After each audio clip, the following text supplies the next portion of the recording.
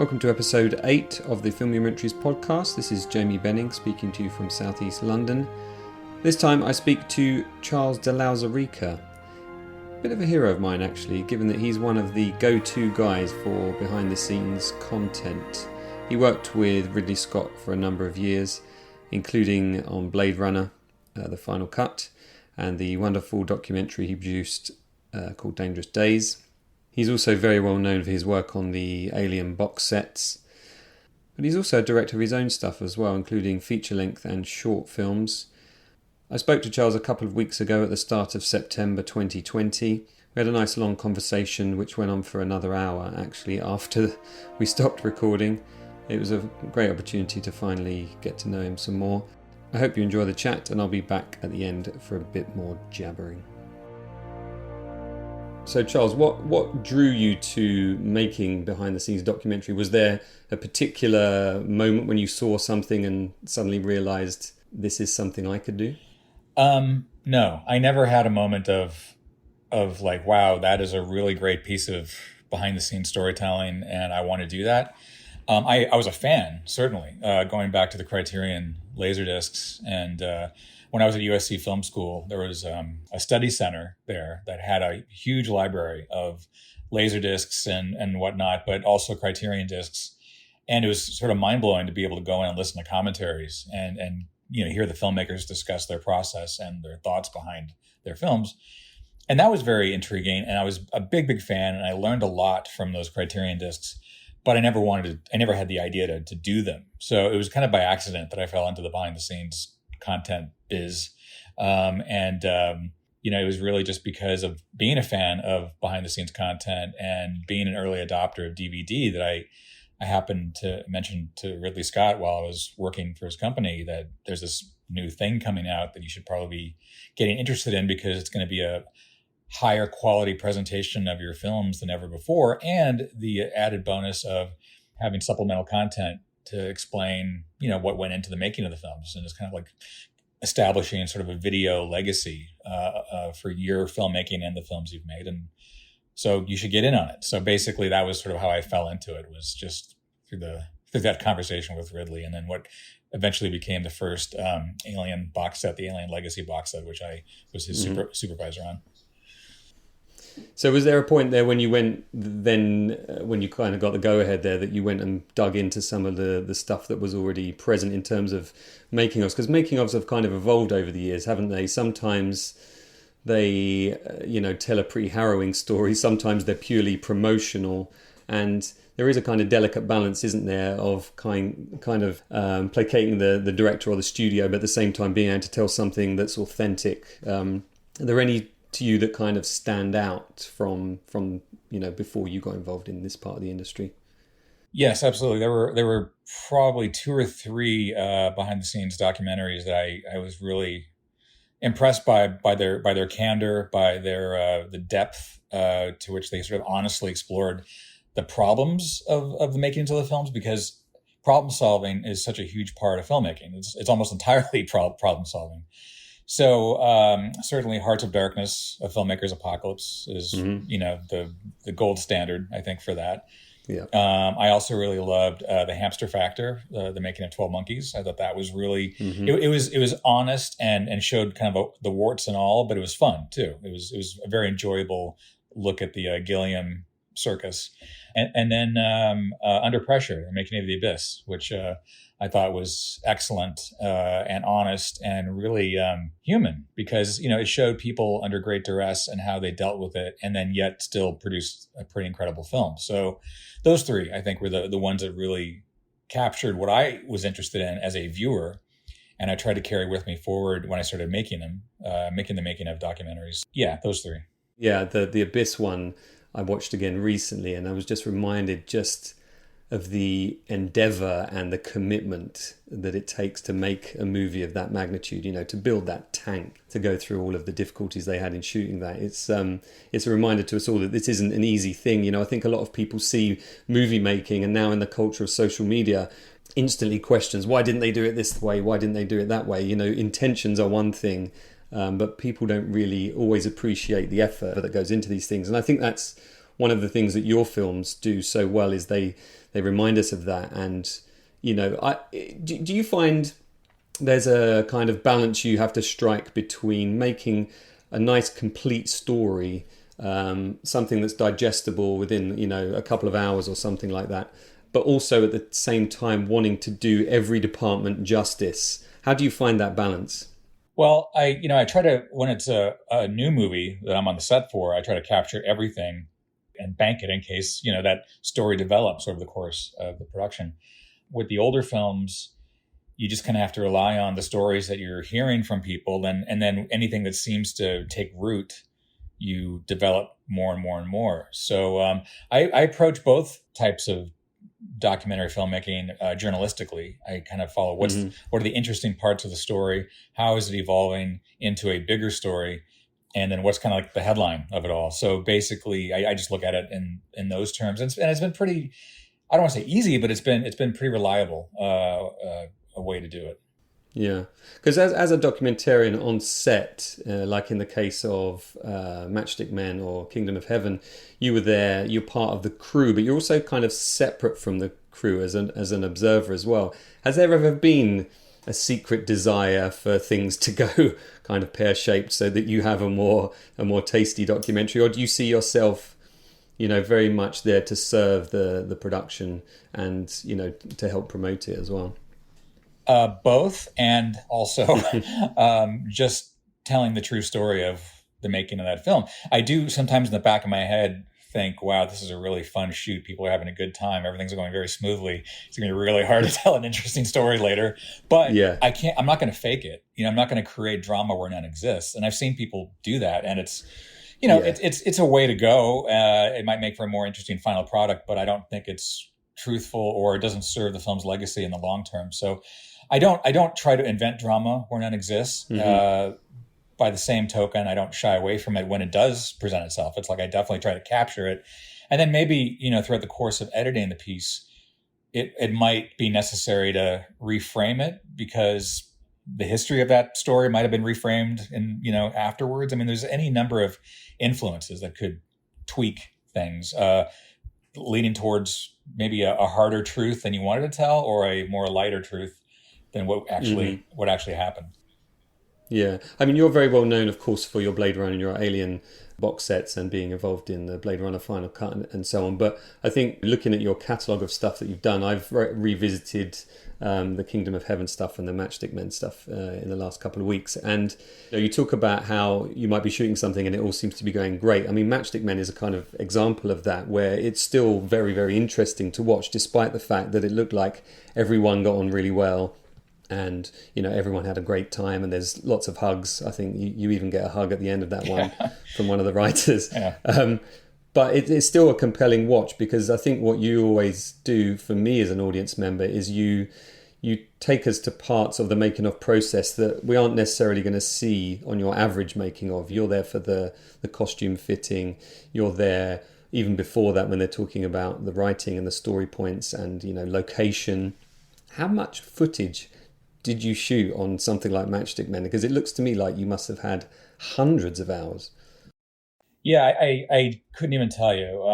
Like, for instance, on Prometheus, I think we clocked in at about 7 terabytes worth of footage on that. I don't know what I had on Matchstick Men because I was shooting on tape, and I just have boxes and boxes of little mini DV tapes and because it was like myself as a one-man band shooting that stuff, I would literally finish a tape, throw it in the bag, not even think about it till later. So later it became a process of like numbering the tapes and trying to figure out what all that was. But it was very guerrilla, very sort of like run and gun and just keep your fingers crossed. But it was a lot. I mean, because every day I was there, I'd probably shoot, I would say anywhere between maybe 4 or 5 hours worth of footage every day that I was covering the production.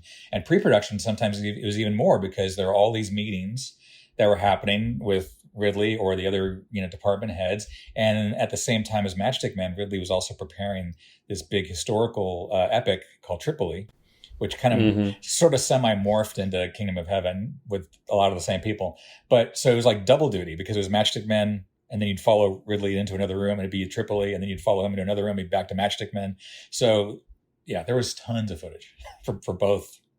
How do you deal with the problem, I guess it's a problem on set, of trying to remain as invisible as possible? Because I'm sure it's very easy to get in the way to affect an actor's performance or any technician's job right there. What have you learned over the years, and what are your techniques in sort of staying out of the way but still managing to capture those key moments? Because you really do capture those key moments, those first shots, those last shots, the big problems and everything else. Well, I mean, you kind of have to gauge it minute by minute, to be honest, because everyone's mood changes minute to minute.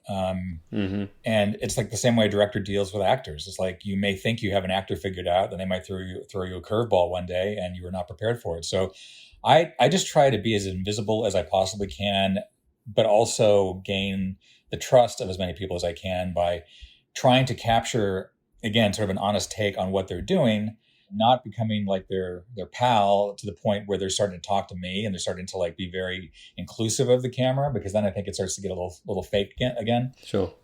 With the exception of something like you point out is at the end of Matchstick Men, when everyone was kind of happy at the wrap and Ted Griffin pulled me in for the hug with the cameras. Like that was fun because everyone had a good time on that one. There were all kinds of problems on Matchstick Men, but they were of the very much logistical, procedural types, not personalities, not studio dramas, none of that. It was basically like Ridley was shooting so fast, the crew had to catch up with him and kind of keep that really fast pace going. So it's not a problem in, like a serious way, but it is a challenge that they have to meet. So those are the types of things that were fun to document. And the energy of that crew was so high and so up because so many of them had been previously on a much bigger, more difficult, headache inducing film, right, which I probably shouldn't mention, but with another filmmaker. But they were all coming off of big shows, and they wanted a little, I don't want to say vacation, but a little bit of a lighter experience. And Matchstick Men provided that. It was all pretty much in the Valley in LA. It was all kind of very unexotic. And it was very just sort of like you get out of bed, you go have fun during the day, you go back home. It was a very mellow, low key shoot, but again with a lot of enthusiasm. Yeah, you really captured that. And what I liked about that particular documentary is that you capture that there's this constant state of flux in the production, from the pre-production to the production itself, all the way through to post-production, where you have an interview with the editor talking about taking a glance between two characters away suddenly changes the tone of the entire thing. And I think, again, that's what I love about your stuff, is it really reveals that part of the process really well, because so many people just assume that people set out to make something and that's all they do. They just set out to make this thing they've already decided on. But of course, as we know, it's something that changes, as you say, minute by minute. And you were there for what seemingly the whole process. Did you have anybody else shoot camera on that, or was it just you? There was an EPK camera guy on that, Jack Kanaya, and he was shooting with the agenda of what an EPK shooter does, which is to give the studio material to cut together to promote the film, but also document it. So, and I had to stay out of Jack's way because he was, again, he was repping the studio.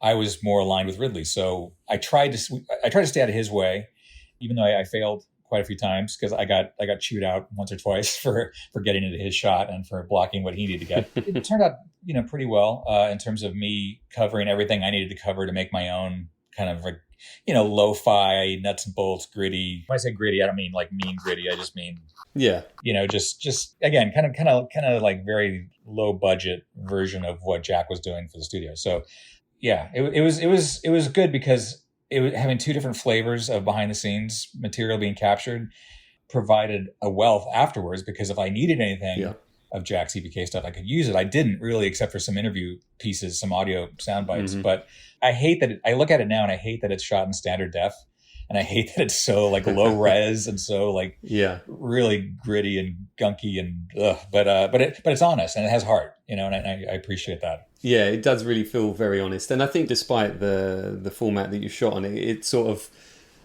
reminds us of that time. The technology kind of reveals the era in which it was done.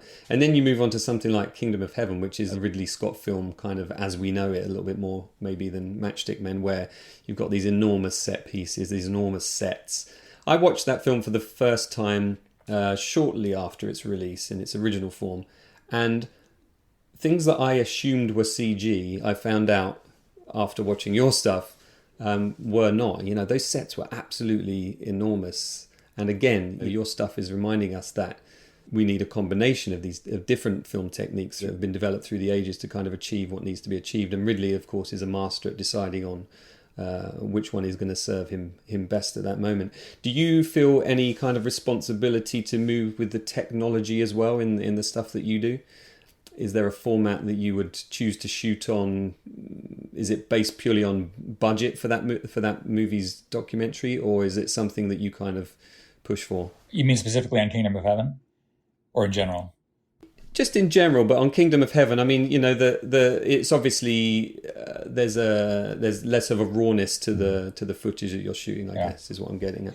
Yeah, no, totally. You kind of have to scale up or scale down depending on what the film is, and because Kingdom of Heaven was a massive, big budget studio epic, I couldn't go in with my little Sony, whatever it was, my little tiny little prosumer camera like I did on Matchstick Men. I had to raise the game a bit, but on that one, the studio definitely had an EPK presence, separate from my own, which again I benefited off of on the DVD side when we started putting together content, because I could take from my footage that I shot, which got me in closer and tighter to the action because I had already embedded myself amongst a lot of the crew, and they knew me from previous projects, so that was great. But for the big kind of the scopy shots, I could rely on EPK crew for that. So that's kind of like an all hands on deck situation where you just take the footage wherever you can get it, and then you sculpt it into something that hopefully is coherent. And having shot so much of the sort of like director's point of view on that one, that provided the video foundation, I think, of what the story was, and then we can pull from other sources for the rest of it, including not just behind the scenes footage or EPK footage, but outtakes, raw dailies, video tests. I mean, just things that were still illustrating the story being told, but they came from random sources. Yeah. And you still remain, despite the fact that it's a huge scale movie and, maybe you had a bit more scope to shoot more things, it still has that intimate feel, which I think your work always brings, whether it's something where you've been on set or whether it's an archival project that you've kind of dug into. Is there anything from the kind of era of Blade Runner and Alien that still hasn't had its making of story told? Maybe you don't want to say it because you might be having some ideas already or working on something already. But the thing is with your stuff is what I'm getting at, I guess, is that you've done the definitive box sets, the definitive making ofs. Do you still think that something will appear, something will be uncovered that you might want to dig into? I mean, for older films that I grew up with and I love, yeah, certainly there's quite a few. It's just that they've already been done and well enough that there's really no clear need to do it again, other than out of my own ego wanting to like just do it like the way I would do it, But I can't just say, oh well, let's just erase that from existence and I'll just do a whole new one, because that's not fair to anybody. First of all, one. Secondly, again, it's all based on ego, and third, it's like that story has been told in some form, probably well enough or detailed enough that I'm not sure what I could bring to it other than maybe slightly more of the types of things I like in honest filmmaking stories. That's kind of all I can say, really, because I just don't know if there's the interest beyond us core fans and aficionados of these filmmakers and these films. And I don't know if that's enough for the studio to finance such an endeavor of to go back into these older films, dig up all the materials, try to get not just the archival interviews, but shoot new interviews with the people that are still with us. It's a daunting task, even if it is some huge, big, beloved franchise movie or something. It is. Yeah, it's a lot of archival work and archaeological work, really, to do all this. And I just don't know if the people paying for it are gonna think it's worth it. I had a chat with some of the folks at a particular studio recently where they were kind of talking about that very issue about digging into old stuff and trying to find the budgets for it, and the budgets are not there. Do you think that kind of making of documentary materials has had its heyday with DVD and Blu-ray? And I'll add a little other question on top of that, or a little statement on top of that, because I still think that with streaming, it almost is the ideal platform to release some of the stuff that's already out there, but also maybe to try and dig into the archives and create some new stories. I know there are things like The Movies That Made Us, but I'm not a huge fan of their kind of their flippant approach to things, which is always approached as comedic, right, whether it's a comedy they're talking about or not. I still think there's room for a slightly more serious, in-depth, deep dive into some of the movies. So do you think streaming could see a resurgence of this kind of stuff? Well, I think we're starting to see a little sneak peek at what maybe the future is with streaming and additional content. For instance, on Disney Plus, they'll have many of their big films, and then they have the extras section. And sometimes you get lucky. There's like in the case of Rise of Skywalker, you have the full Skywalker Legacy documentary, which is that's no small piece of content. That's a pretty epic piece to just drop into a sub menu, and then there's deleted scenes, often with commentary. That's great. And then in a different way, Disney Plus is also getting into the behind the scenes business, I think, in a big way, with the Mandalorian making of the gallery series that they did. Now, that is interesting to me because it's giving you a fair look at the behind the scenes of the Mandalorian, but it's done in a more mainstream friendly way than I think what we're used to with, again, going back to Criterion, which is more kind of, scholarly, and then what we've seen sort of in the late 90s and aughts of a bit more in-depth and long-form making of documentaries that get really, really geeky and detailed, but may not be for everybody. I think people during the DVD era enjoyed buying those discs because it seemed like this added value of, I'm not just getting the movie, but I'm getting hours and hours of content all for $20. And I can put that on my shelf and build a library. That was a fun thing for a while, but I think that's gone. So with the Mandalorian making of series is interesting because it's more mainstream and it's more entertaining, for lack of a better term. Because it's entertaining, but it's also informative. A couple of the episodes I found to be very informative, but it's definitely it's a friendlier approach to it. Yes. So I think we might be seeing more of that, perhaps, which. So long as it gets people interested in the process, that's wonderful. It may not be as deep as we like or as detailed as we like, but I think it's certainly better than nothing. But it's also so handsomely produced. I'll take it, and I'll find things to enjoy. Episode 4 of the Mandalorian making of series was fantastic. The technology episode that was talking about the volume and just shooting in that space, and that was mind blowing because of, first of all, how it was done, how beautifully executed it was. How it's a big next step, I think, in how world-building filmmaking is going to go. And the fact that they shared that with us. They shared it with us pretty openly, like how they did it. And taking a step back to watch that process happen was beautiful. So I really, really enjoyed that one. Yeah, me too. I thought that was excellent. I found a couple of the episodes a little bit surface, like everybody kind of was happy with what they'd done and they didn't really talk about the difficulties but it did improve a bit after that. That Rise of Skywalker documentary, I found it quite tantalizing that the filmmaker had to delve through 350 hours of behind the scenes footage in the Lucasfilm archives. And it certainly feels to me like there is potentially still stories to tell within that universe. I'm somebody like yourself who's been a lover of Star Wars for most of their life. And I'm constantly trying to find new things that interest me. And I've interviewed, Paul Hirsch recently, who edited the first 2, obviously. And I interviewed the guys that were inside Jabba. And, I'm only going to get those stories out to a small audience. How do you feel about behind the scenes documentaries that deal with maybe just one person involved in that process? Because I feel that, there's almost like a series of unsung heroes maybe out there where we could really delve into what it takes to be a producer or an editor. Maybe in the same way that, say, the Roger Deakins podcast is doing, but maybe in a visual form. Do you still find those stories interesting? Of course. And, I think we see a lot of that with the Shout Factory, Arrow type releases where they'll have a full bullet point to one dedicated to one person. And I know why that is. The reality of the situation is they just don't have the budgets to do a full form documentary that intercuts 20, 30, 50 people. So they just do a sit down interview, which Criterion used to do, or probably still does as well, where it's one conversation with one person and it's kind of, you cut the interviewer out, put in some clips, put in some stills, and it's a pretty straightforward process, and you can turn it around quickly, cheaply. So that, I get why we're seeing more and more of that, but so long as you pick the right people and they have the right stories, I'll take it. Yeah. It's great. Yeah. So I love those, to be honest. I just don't know, like you said, what the audience is, what the bigger audience is for that. It might just be this handful of film nerds that just really enjoy that stuff. Yeah. You don't just create behind the scenes stuff, though, do you, Charles? You also have made short films and a feature length film.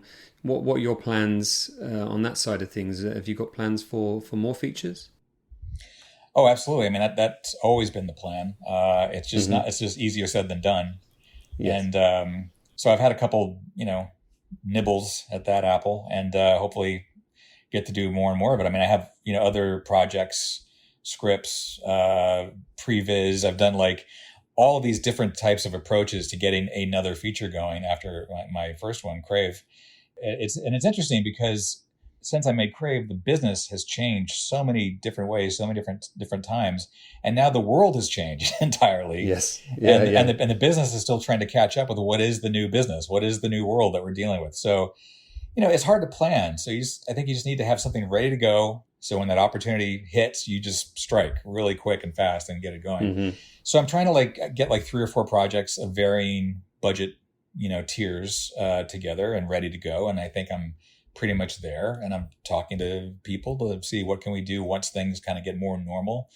Some of the projects are now intentionally being rethought for a pandemic production, situation, of smaller crew, isolated, whatnot. So yes, the answer to your question is yes, I definitely want to do more narrative storytelling, but I also have to pay the bills. So, we'll see how that balances out in the future. Again, it's a huge question mark I think we're all dealing with right now.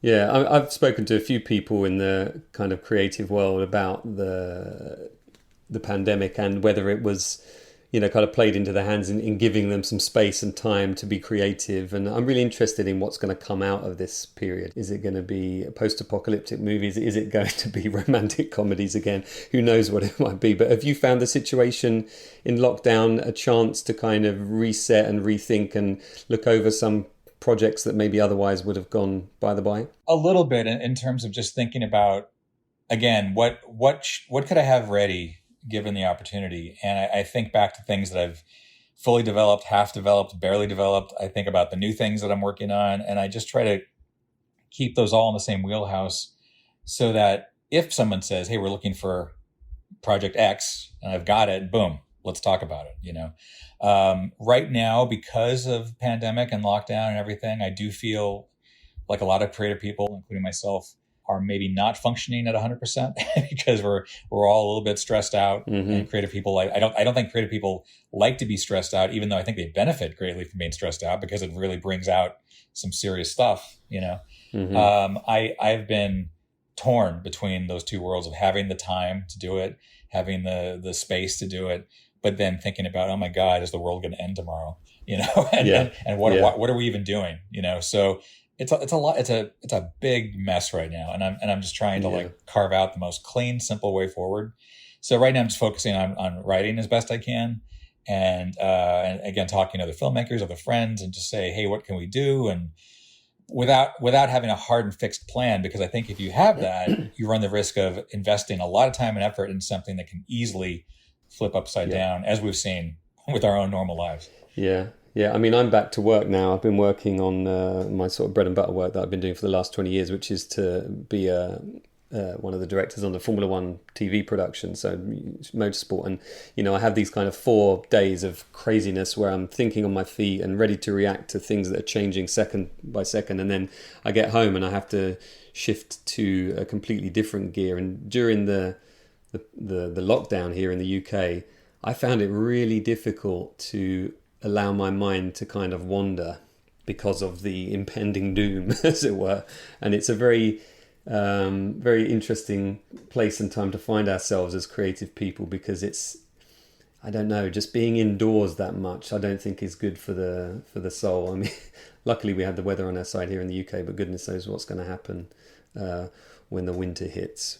Well, I mean, so much of storytelling is based on human interaction and learning from other people's mistakes or their quirks or whatever. And because that's been mostly taken away in terms of our normal interactions what we used to have, it's kind of weird. It's almost like you have to relearn how to be a human again.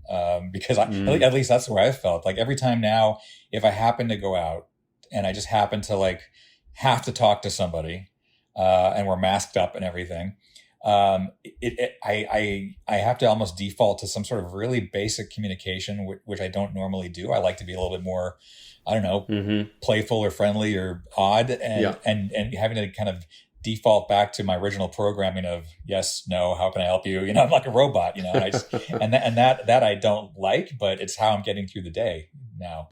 Yeah.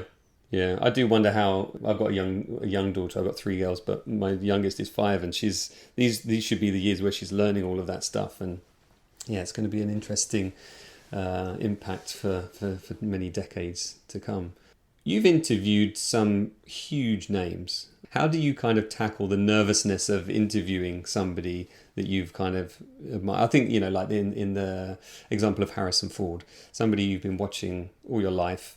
He's in the film that you love the most and are now associated with the most.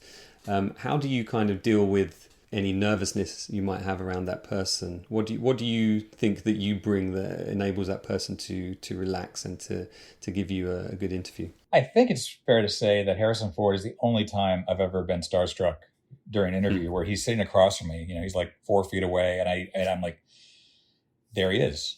there's the guy I grew up with as my, you know, movie hero, and across multiple roles and multiple films, and also he's just, you know, a very impressive person, just, you know, to have sitting across from you. So I got through that one by asking, and it was like a very early, almost like softball warm up question that he then ran with for quite a while, which was regarding the voiceover in Blade Runner and the whole process of recording the voiceover multiple times. And I just sat there because I was not expecting I didn't expect any lengthy answers out of him. I thought they'd be pretty, you know, cut and dry. And he ran with it, and he was gesticulating, and he was just having a lot of fun telling the story, which shocked me that he was having fun talking about Blade Runner. And so I was literally just like slack-jawed, just staring at him like I cannot believe this is happening. I'm just like freaking out on the inside. And then when he was finishing the story about the voiceover, all I could muster was, cool. and then he said, no, it wasn't cool. It was terrible. And that woke me up when he said, no, it wasn't cool. I mean, again, he did it good with a good natured tone, but it woke me up thinking, okay, I can't just be fanboy. I have a job to do. So that's the only time I really felt like I had to reset during an interview to like think, okay, I'm a professional. I have to do this job. I can't allow my love of the person I'm talking to override any of that. So with other, you know, big actors or filmmakers or whatever, it's the only kind of like, not dread exactly, but like anxiousness that I have immediately before the interview is just waiting for them to show up and then getting them in the seat, getting them mic'd up as quick as possible, last looks, make sure they look good, all that stuff. Sometimes it depends on who the studio is and what they need. But when it's just me doing my thing, I usually just have very broad bullet points of topics. Yeah. And then I have a conversation with them. And then sometimes it might develop into different paths and different kind of like backstories and side stories that I wasn't expecting to go into. And then it all works out beautifully because we got what I needed, but we got a whole bunch more, you know, along with that, versus when I have a very set of questions that I have to get for the studio, which is, again, it's fine. It's just a different language to speak, basically. And but once I'm in that zone, I don't really even think about what an amazing person I'm sitting across from, because I have to get this done. You have a job to do. I have a job to do. And afterwards, if there's time for chit chat, it's great. I mean, one time for Tony Scott's movie Revenge, I had to go up with my crew to Santa Barbara, which is a couple hours north of LA, and interview Kevin Costner at his beach house. And it just happened to be the day after his birthday. And we went in and the house was just like filled with like balloons and party favors. It was just like, you know, a big birthday party had happened. And he showed up like barely together, and he said, I just need a few minutes. And we said, great. And we set up, and then he came out like a professional, like a total movie star pro. And that was one of my favorite interviews I've ever done, actually, with Costner, because he was brutally honest, but in a positive way, you know, not tearing anybody down, just like saying, this is like kind of the challenges that we had to face. These are the challenges we had to face.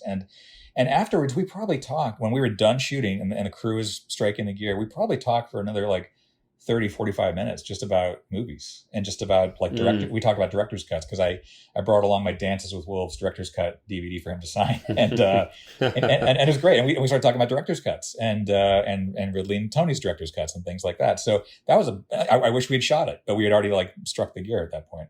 But sometimes like that's a bonus you get is like the person you're interviewing wants to keep talking off camera. And I love that. Yeah.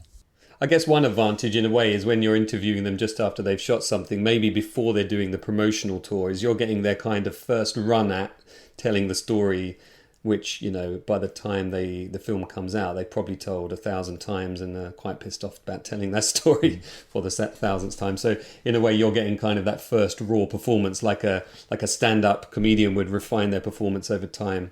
I guess they're doing something similar. So I guess that's one advantage. With actors, especially doing interviews, you want to get in either really early or really late. You don't want to get in when they're doing the press junkets. Like that's when they're in total like blurbo-mat, you know, I'm telling you what you need to hear. I'm telling you what you want for your 30-second piece.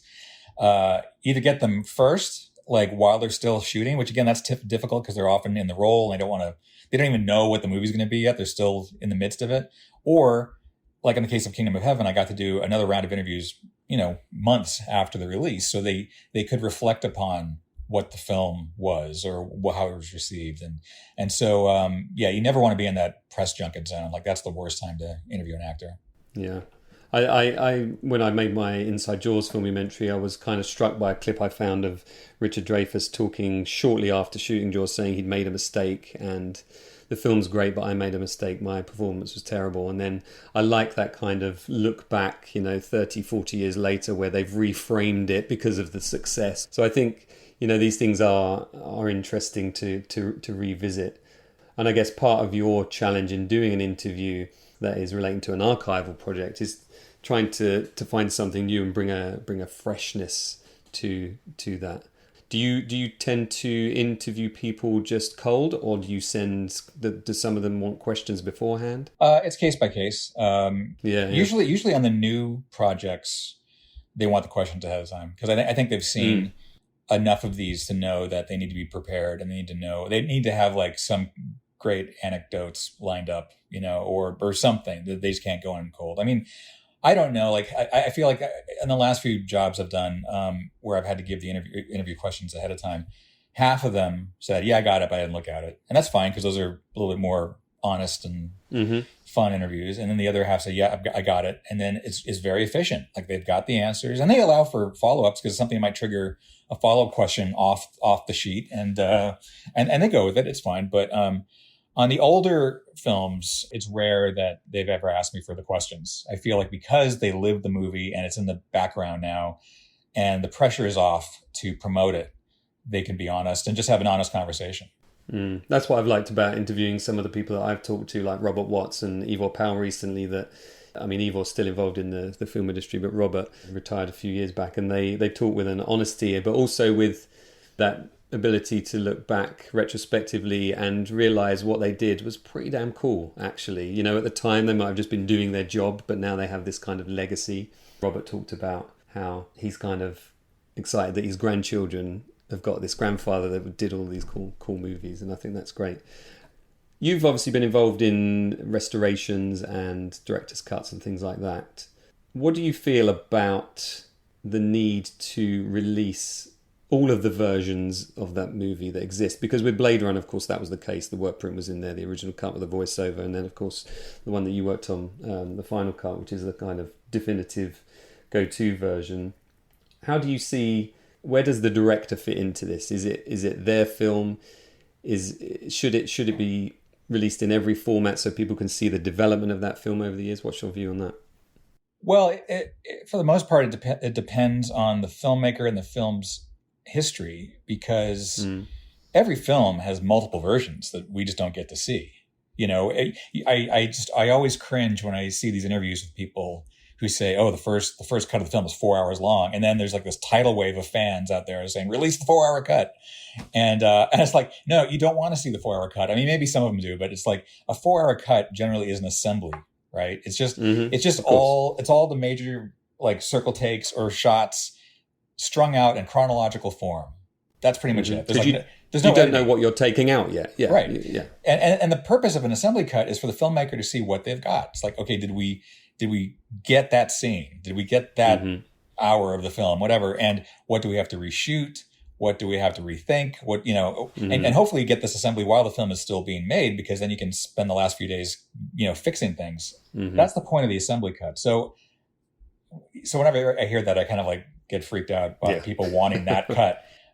So in the case of Blade Runner, it was interesting just because the film itself was released in so many different forms. So there were basically 5 versions that were actually publicly, officially released in some way. So I feel like if it was officially released, if people paid to see it, then we should include it. Like that was my rationale on Blade Runner, because you could argue there's probably like a few other versions, intermediate edits of things that could have gone in. Yeah. But then you've got other examples where you really only need the original cut and the director's cut. And I do think that if you do a director's cut, you should still provide the original cut for people to see not just the evolution, but because that's perhaps the film they fall in love with, and they may not like the director's cut. But if you give them both, then everybody's happy. Yeah. My point is to try to make everybody happy. And some people say that's impossible. And I always say, you can come close. You can make most people happy if you give them the basic elements that they are familiar with. Yeah. I mean, there's a film that I'm sure we've both got in mind with regards to this.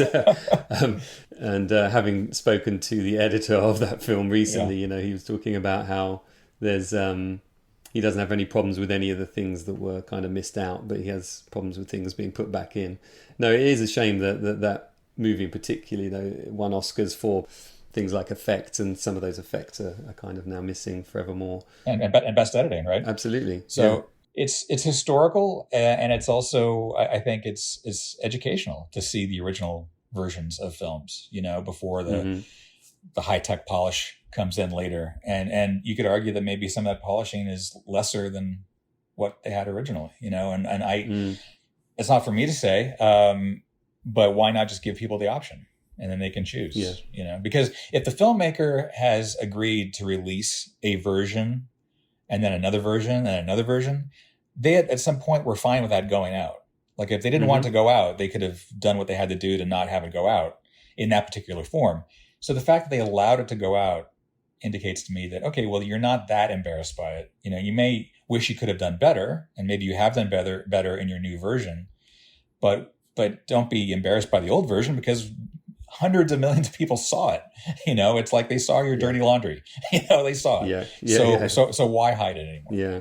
I think some directors with the new sort of digital tools in restoration and colorization and effects kind of get, seduced by these tools. And I was listening to a podcast the other day where they're talking about restorations and how directors come in and they don't necessarily want it restored back to how it was at the time. They're like, well, actually, I would have done this had I had the tools at the time. And there's a really sort of fine balance, isn't there? I suppose in some ways that, the job that you do there, I always think there's a fine balance between, demystifying the process, but at the same time, not taking the magic away. How do you see your responsibility with that? Because, I can still watch a movie like Raiders or Blade Runner and still be caught up in, the story and the emotion of it all. But at the same time, I can also watch it with that more kind of analytical eye, knowing that, that was a take when the actor was drunk, and that was a take when he was sober in the case of Jaws or something like that. But I don't necessarily think about it at the time if I'm fully invested in the movie. What do you see your responsibility as with regards to that? Well, my feeling is to not kick people out of the movie, basically. Don't put anything in that would take them out of the movie, and then also don't reveal anything that would ruin it for them. But you have to also factor in, if they want to see how that was done or which actor was drunk or whatever, they are choosing to learn that story. The same way, if a kid wants to grow up to be a magician, they're going to ruin the magic because they're going to learn the tricks. They're going to come up with their own tricks at some point.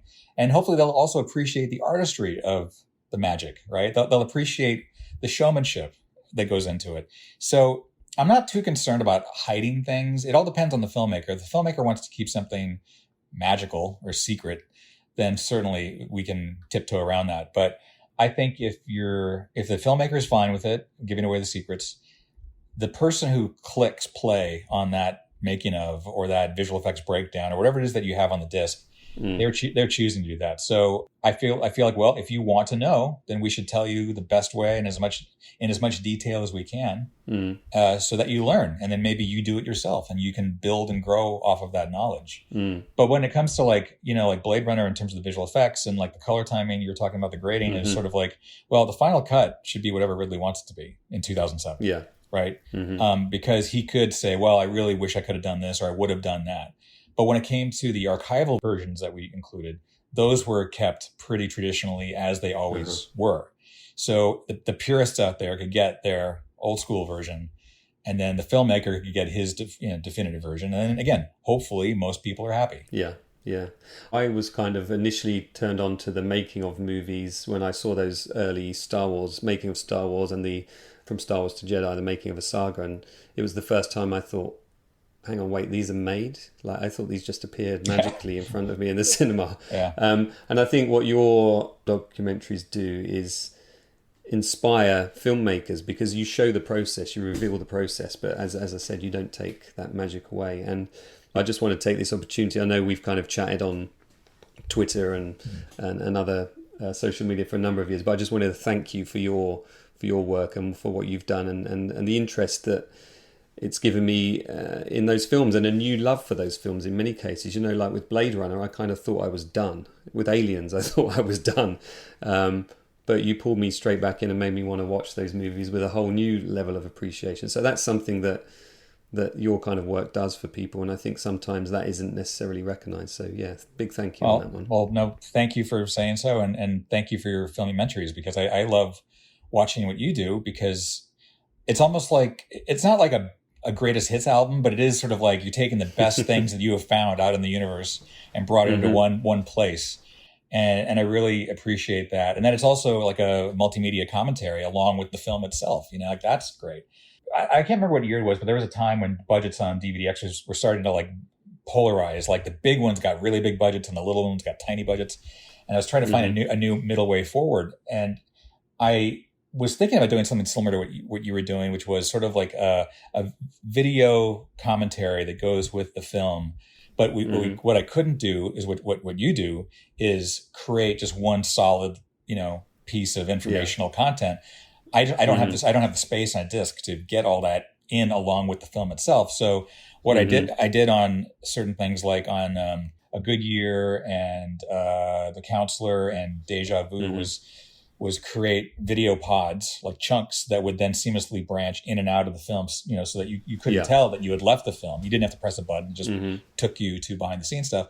But then had the director of commentary kind of link that, so you were always getting supplemental content, but the video portions would just kind of dip in and out as needed. So that was like my home video version of what you do. It couldn't hope to get anywhere as detailed as what you can do, or show deleted scenes and alternate takes and things like that. So I think it's a really great process what you do in terms of like bringing in all the best pieces to create just this feast of everything.